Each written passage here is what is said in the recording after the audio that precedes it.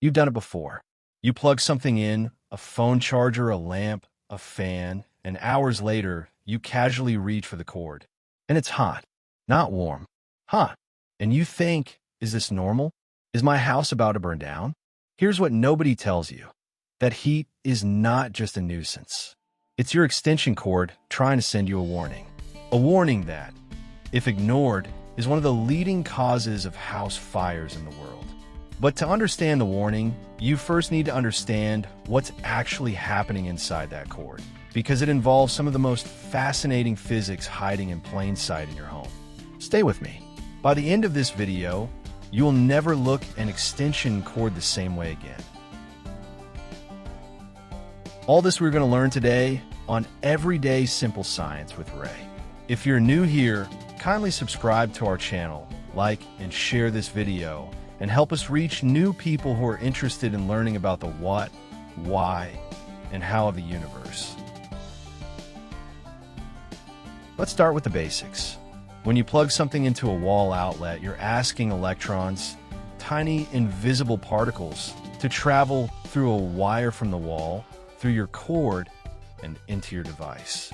Now, here's the thing about electrons. They don't travel in a straight, clean line. Inside the wire, they're constantly bumping into the metal atoms that make up the conductor. Every single collision creates friction, and friction creates heat. This is not a flaw in the design. This is just physics. It's called electrical resistance, and every single wire in existence has it. The real question is, how much resistance does your cord have? Because more resistance means more collisions. More collisions means more heat. And this brings us to one of the most important and most overlooked laws in all of science. In 1840, a British physicist named James Prescott Joule discovered something alarming. The heat produced inside a wire doesn't just increase with current. It increases with the square of the current. Let me say that again, because this is the part most people never hear. If you double the current flowing through a wire, you don't get double the heat. You get 4 times the heat. Triple the current, 9 times the heat. This is called Joule's law, and it explains why extension cords go from slightly warm to dangerously hot faster than your brain can process the risk. Here's where it gets real. Say you have one device plugged in, your TV. The cord handles it fine, barely warm, but then you add a power strip. Now there's a phone charger, a laptop, a space heater. Each device pulls more current through that same cord. And because of Joule's law, the heat building inside that wire is not doubling or tripling. It's exploding. That's what overloading means. Not that the cord is doing something wrong. It's doing exactly what it's designed to do. It just wasn't designed to do that much. But here's something even most people do not know. Even if you have the right gauge cord, even if it's rated for the right amount of power, there's still one more trap waiting for you. Length. The longer your extension cord, the more resistance it has. Simple physics. More wire means more metal atoms for electrons to collide with. And those collisions don't just create heat. They also steal energy from your device. This is called voltage drop. And it means your appliance at the end of a long extension cord is actually receiving less power than it needs. For some devices, that's fine. For others, especially motors and tools, air conditioners and refrigerators, it forces them to work harder to compensate. A device working harder pulls more current. More current means more Joule heating. You see the trap now, don't you? A long, thin extension cord isn't just a minor inconvenience. It's a slow-building feedback loop of heat that compounds on itself. And then there's the most dangerous scenario of all. A damaged cord.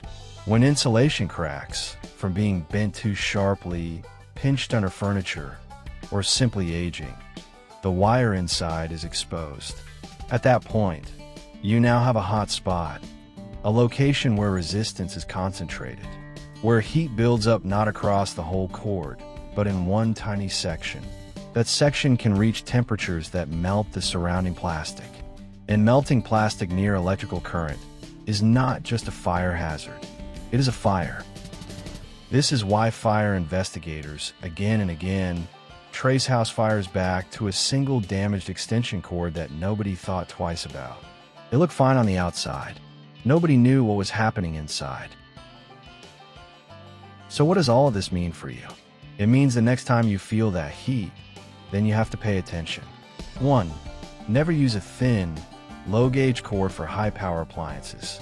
Heaters, microwaves, air conditioners, and power tools all need cords rated for them.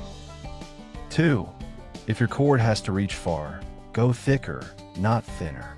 The longer the run, the lower the gauge number you need. 3. Inspect your cords regularly.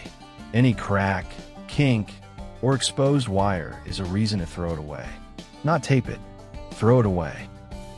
4. Never run extension cords under rugs or through walls. That traps the heat and accelerates the damage. The physics inside that cord is always happening. James Joule figured that out almost 200 years ago. All we have to do is listen when the cord tries to tell us. And if you enjoyed this video, here's a question to leave you with. Why do some phone chargers get hot enough to burn your hand, while others stay completely cool?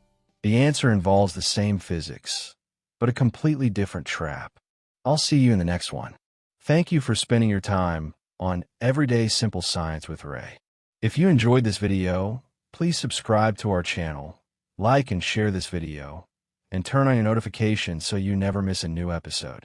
And if you are curious about more hidden science in your everyday life, click on the video showing on your screen right now, because I promise, it is just as surprising as this one.